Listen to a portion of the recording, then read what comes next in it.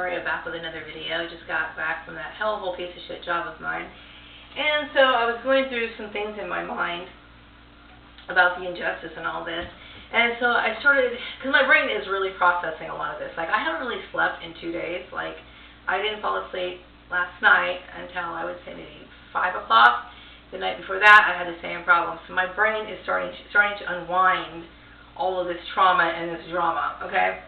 So I realize now that, you know, going back to working for Steve and Vicki Murray, how racist they really were. And I know that in my situation, when I started working there in 2009, so I had been in accounting for longer than 10 years. Longer than 10 years, okay. Wait a second, was it right? Yeah, okay. Yeah, I had been in accounting for longer than 10 years. Yeah, okay, yeah. I'd been in accounting for longer than 10 years. And then here comes Steve Landry, and, you know, I'm not bashing him or anything like that, and I thought I got along well with him at first until I guess he was getting influenced by my sister.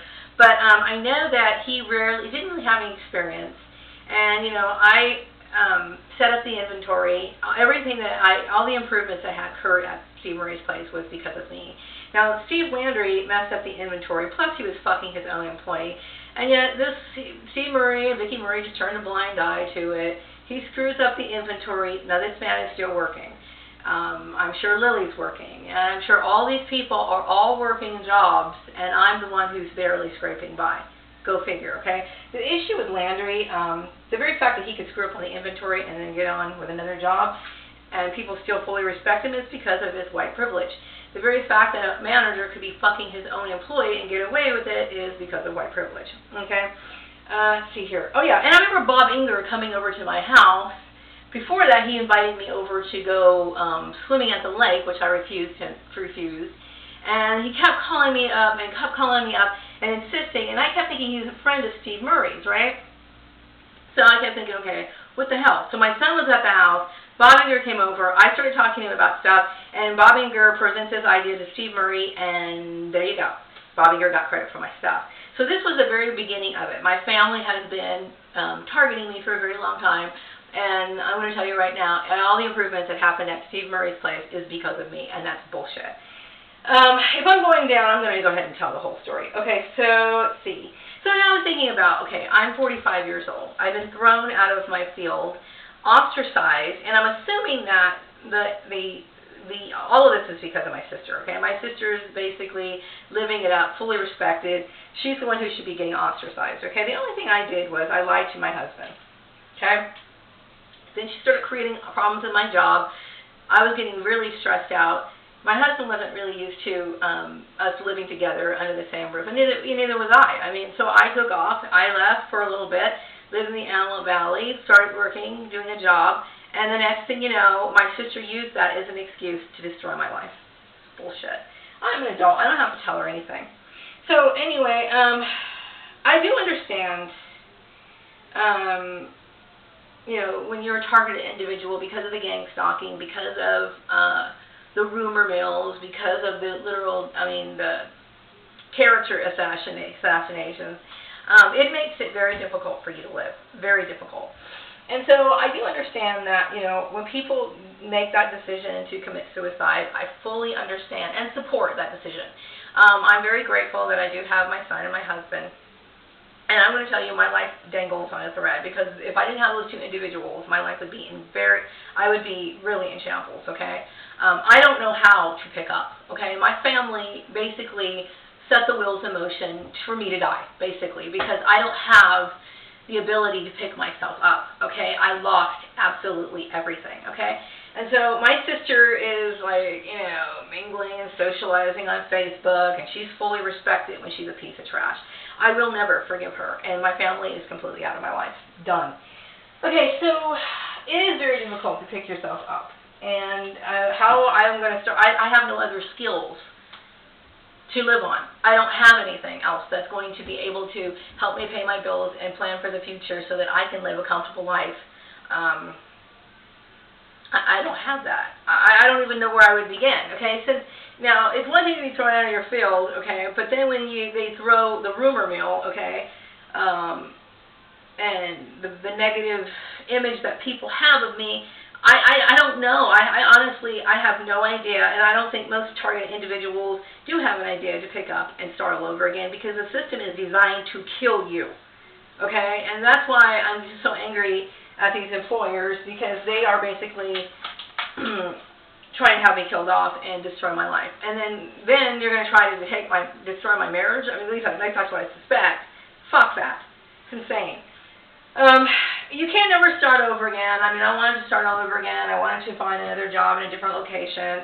Just pick up and forget all the trauma. But I cannot. I'm stuck in this town, in a town that is basically been against me for a very long time. And I didn't really understand why they're against me. All this time, like, since I got back in 2009, a little bit before I started working at the farmer's place, I noticed people had this hostile behavior to me, but I never got the connection. I really didn't. And what was going on at the Murray's house place, I had no connection either about, I mean, like, I didn't put it all together. I didn't, My sister is psychotic, basically. And I see no reason for her to do what she did other than pure jealousy. And I am suffering, and I'm going to suffer for the rest of my life because of her stupidity. And I have no idea how I'm going to pick up the pieces. I don't know. All I know is that I have to stay very close to the people that I love and deal with this on a day-to-day basis, okay? I have no idea what I'm going to do, and the very fact that people made these life decisions, these major life decisions for me, I'm absolutely traumatized, and I don't know what to do.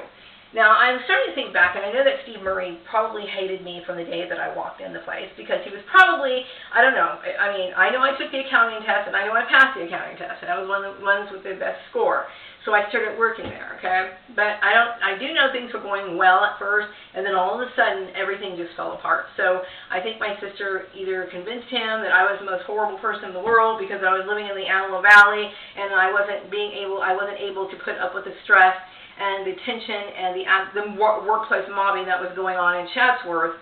So therefore, I decided to try to come back to Bakersfield to get a job and try to start all over again. I really had no point of reference. I really didn't know what to do. I mean, I was shattered after leaving organized sports because of my sister's harassment, which I now understand is my sister. Come back here to start my life. And then back in 2010, me and my husband got back together again. Everything was going great, and things were going especially well when I was working over at H.M. Holloway. And I remember Bard asking me, me and my husband had some arguments. So we were talking, and Bart was asking me, is everything okay? And it was my marriage, and I kept thinking, that's really intrusive, okay? I mean, I'm sorry, but employers need to stay out of people's personal life, okay? Unless, of course, you put that shit out there, stay the fuck out of people's personal life. But I kept thinking, okay, whatever, and I didn't really think much about it.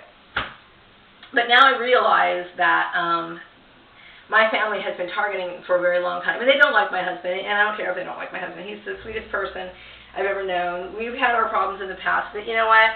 He doesn't,